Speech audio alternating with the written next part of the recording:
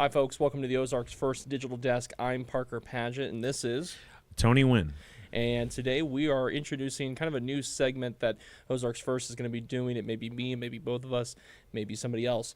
But we're going to pick an album each week, preferably one from the past, kind of on vinyl specifically. And we're going to kind of dive into the history of that album, pick out some tracks for you guys to listen to, and maybe for some of our viewers, it might be a trip down memory lane. And so the first installment in this segment is going to be Steely Dan's album, Asia. Now, Tony, last night I had you listen to the album. Kind of talk to me about what you've been able to listen to so far, and you know, what have you taken away from the album? Yeah, it was a little last minute there when you told me you wanted to do this, but I did manage to listen to about 80% of the album. I got all the way up to about Peg, and that's one of the bigger hits that came out with the singles. But right off the bat, I mean, within the first couple hits of Black Cow, I was already like, okay, I know I'm going to enjoy this, because like the sound quality is what like really pops to me like right off the bat. Yeah, if you ever, for a lot of our viewers at home, if you've ever watched the documentary on Max, it's called Yacht Rock. It's about yacht rock music. There's actually a segment in the documentary about this album and how in the late 70s it was kind of the measuring stick for your audio system, just because of all the intricate musicians on the record, the music played, the instruments used. Just looking at, and we actually have the vinyl with us here. I'll show you. We actually brought it with us.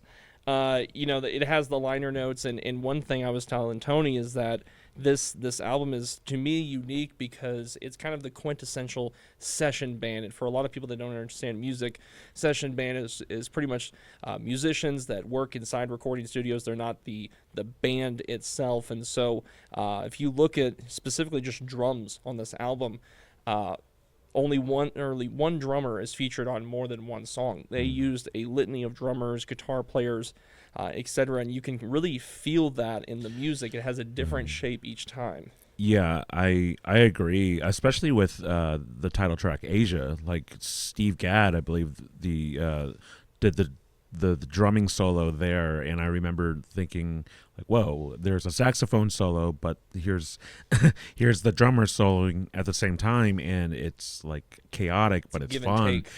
And then you go to the next song, and you know it's just a completely different feel, and you can really feel that, knowing that it's not the same people. Yeah, and yacht rock is one of those things where it's an unofficial genre. But I believe this album kind of really encapsulates it, because you have the jazz, you have the R&B, you have the rock, you have, I guess the younger generations would call it a vibe.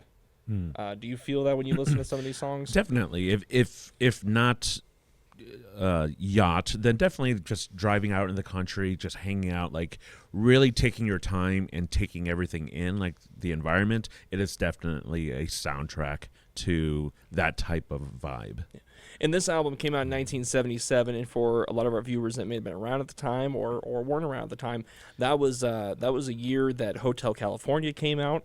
That was a year that Rumors by Fleetwood Mac came out. So a very big year for music. Actually, Asia, the album, lost to Rumors and Hotel California in different Grammy categories, but it did win a Grammy for recording engineering for a non-classical album. I feel they've earned it. Oh, for sure. Now, one of the deep cuts on this track, it's my favorite track. It's Home at Last. You have not gotten to it yet, but hopefully you'll listen to it before we put this on. And it's one of those albums, or not one of those albums, it's one of those songs where it just, you sit there and you kind of move as you listen to it. You're sitting, but you're moving at the same time. And it goes, the first time you listen to it, it feels like a long song, but the next 4 or 5 times you listen to it, you kind of wish it was longer. Steely Dan has that talent of making very long songs. And from what I hear, it's when they really started trying to do longer songs and just showing off their capabilities as musicians, and obviously bringing in different musicians in there.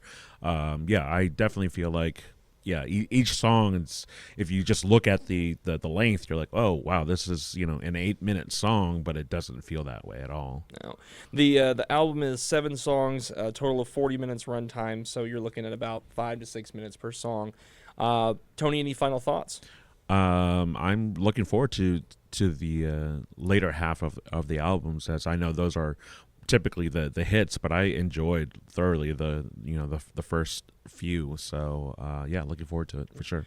And of course, we'll have this posted as soon as possible, and we'll be back next week with another vinyl that we'll listen to and discuss. And feel free to sound off in the comments on if you liked this album, if you had any songs that you specifically liked, and if you have any selections you would like us to check out in the future.